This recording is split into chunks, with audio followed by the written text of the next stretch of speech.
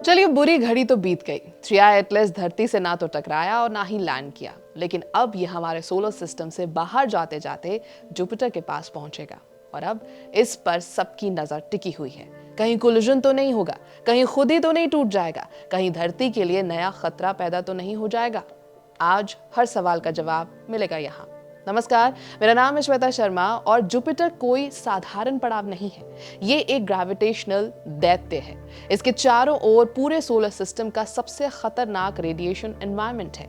जब कोई ऑब्जेक्ट जो पहले से ही असामान्य व्यवहार दिखा रहा हो जुपिटर के प्रभाव में जाता है तो कई चीजें बहुत तेजी से गलत हो सकती हैं। हालिया एफएमआरएस डेटा, इमेजिंग सीक्वेंस और पहले दर्ज की गई अनोखी गतिविधियों की समीक्षा के आधार पर सबसे पहला और स्पष्ट खतरा है टूटने का।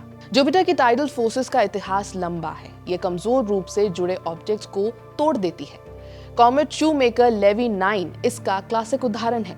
लेकिन 3i एटलस कोई टेक्स्ट बुक ऑब्जेक्ट नहीं है। इसका रोटेटिंग जेट जियोमेट्री असामान्य है। इसकी एंटी टेल लगातार बनी हुई है और इसकी चमक में रुक रुक कर तेज बदलाव दिखते हैं। ये सभी संकेत बताते हैं कि इसकी संरचना पहले से ही आंतरिक दबाव में हो सकती है। अगर इसका न्यूक्लियस एक ढीला एग्रीगेट है, ना कि एक ठोस पिंड, तो जुपिटर की ग्रेविटी आंशिक या पूरी तरह से इसे तोड़ सकती है। वैज्ञानिक खतरा सिर्फ विनाश नहीं है, असली खतरा है अस्पष्टता। अगर ऑब्जेक्ट टूटता है तो ये तुरंत साफ करना मुश्किल हो जाएगा कि जो बदलाव दिख रहा है वो 3i एटलस की अपनी गतिविधि है या सिर्फ टाइडल डिसरप्शन का नतीजा है। दूसरा संभावित फेलियर है रोटेशनल डीस्टेबलाइजेशन। महीनों की इमेजिंग से पता चला है कि 3i एटलस के जेट्स की दिशा स्टैंडर्ड आउटगैजिंग मॉडल से कहीं तेज बदलती है। जुपिटर के गहरे ग्रेविटेशनल ग्रेडियंट में अगर गलत समय पर हल्का सा भी टॉर्क लगा तो इसकी स्पिन मेड अप सीमा से बाहर जा सकती है। सीधे शब्दों में कहें तो ऑब्जेक्ट अनियंत्रित तरीके से पदार्थ छोड़ने लग सकता है। अचानक कोमा का फैलना हो सकता है या कई जेट्स एक साथ निकल सकते हैं। इससे इंस्ट्रूमेंट्स पर भारी दबाव पड़ेगा और डेटा की व्याख्या और भी कॉम्प्लेक्स हो जाएगी। फोरेंसिक नजरिए से यहीं पर साफ कॉज एंड इफेक्ट टूट जाता है। एक बार स्पिन स्टेट कैओस शुरू हो जाए तो ये समझना कि क्या हुआ, क्यों हुआ, कई गुना मुश्किल हो जाता है। तीसरा खतरा है एनवायरमेंटल। जुपिटर की मैग्नेटोस्फीयर बेहद विशाल है। ये लाखों किलोमीटर तक फैली हुई है और इसमें अत्यधिक ऊर्जा वाले चार्ज पार्टिकल्स भरे हुए हैं।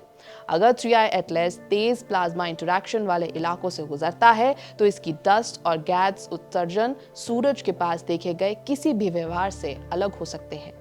जेट्स अचानक ऑन या ऑफ हो सकते हैं। यह अंदरूनी गतिविधि के कारण नहीं होगा, बल्कि बाहरी इलेक्ट्रोमैग्नेटिक फोर्सेस पदार्थ के निकलने के तरीके को बदल रही होंगी।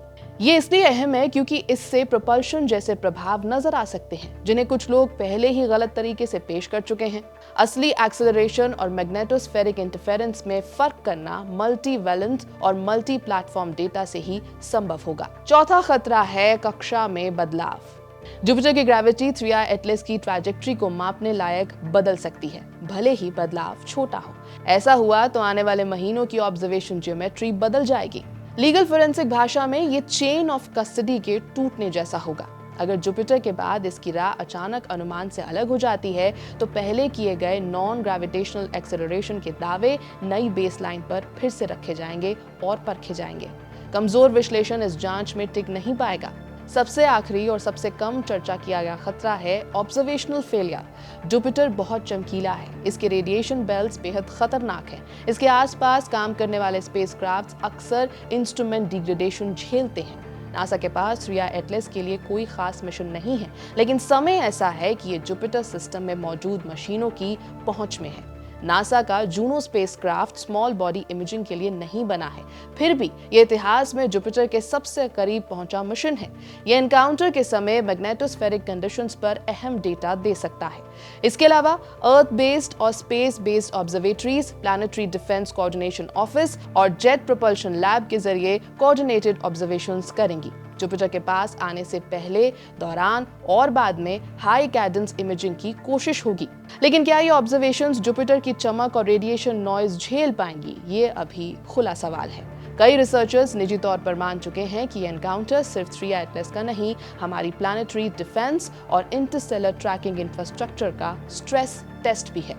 हार्वर्ड के एस्ट्रोफिजिस्ट एवी लियोब पहले से कह चुके हैं कि करीबी ग्रहों के पास से गुजरना इंटरस्टेलर ऑब्जेक्ट्स की अंदरूनी प्रकृति उजागर कर सकता है।